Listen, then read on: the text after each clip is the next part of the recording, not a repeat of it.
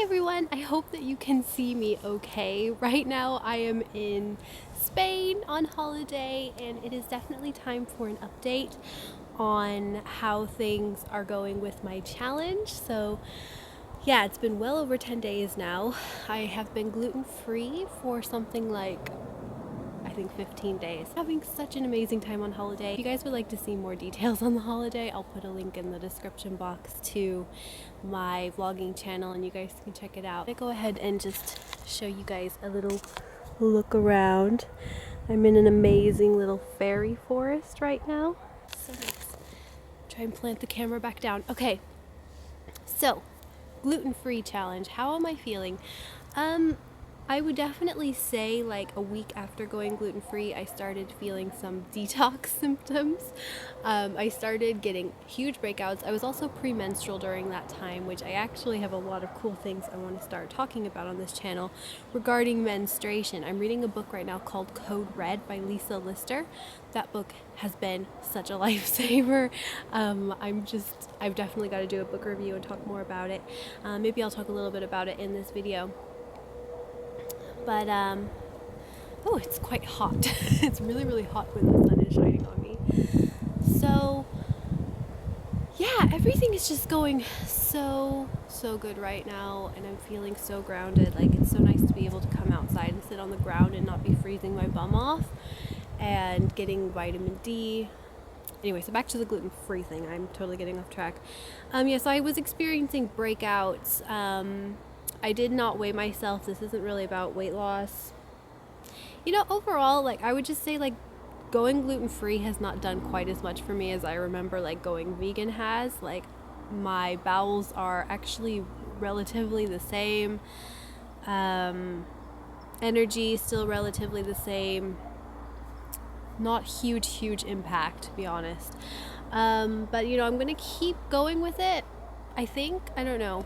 I can't decide. I've heard that it takes quite a while, like maybe 21 days is when I'll start feeling a difference. But yeah, so I'm just so happy to be here right now. I feel really at home here because the climate is very similar to what I grew up with. Just very mild winters, very quick blossoming springs. Like at home, it's just in the deeps of winter, and here, I mean, like I was in a bikini on the beach today. You know, it's not like summer hot here, but it's definitely in the sun, it's super hot. And if it's not windy, like you're gonna start sweating.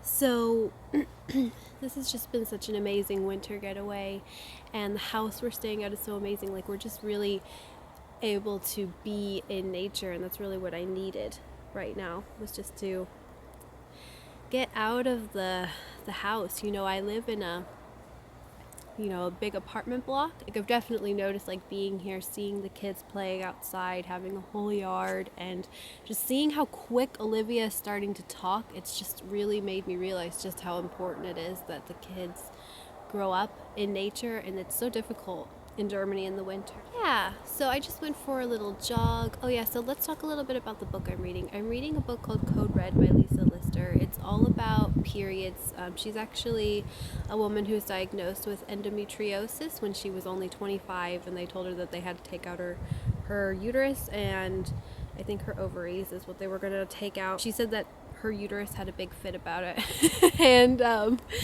yeah, she basically just started changing lifestyle in regards to how she mentally approached her periods.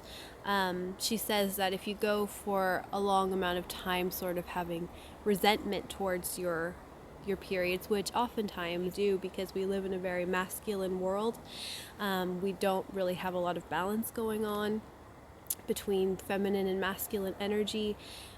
Periods come off as a bit of a burden, or even just the whole menstrual cycle comes off as a bit of a burden to society, where we live in a world where we must go.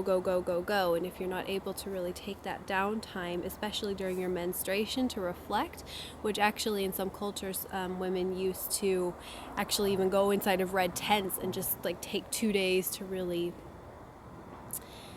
reevaluate themselves, or more just sort of shed all the things, because so here's how masculine energy works. This is how men work. Like basically, like they're also built differently than us. Like, they are built in a straight line, and so like they just pretty much go, you know, just like always, bam, there you go. Women, we work in a circle, and we also have curvier bodies. We actually have different advantages to each part of our menstrual cycle. So like during the first part of our menstrual cycle, we're the most masculine, and we feel, that's why a lot of women really, really like that time of their cycle, because we live in a masculine world, and that's the time where we start getting things we feel like done.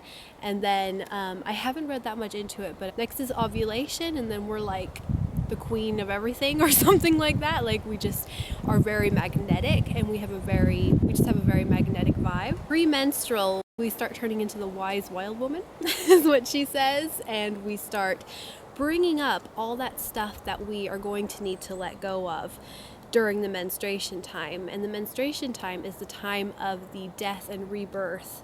So we're basically just shedding things that no longer serve us. And it's just so amazing, actually, if you think about it, to be a woman, to get like a fresh start every single cycle, and to be able to like go through it. Like, if you think about it, like nature works like that. Like, it works in seasons.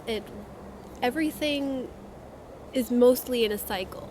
So it's quite a gift we have as women, and we should learn to embrace it more. So yeah, so this was supposed to be about my gluten-free thing, but now I'm talking more about periods.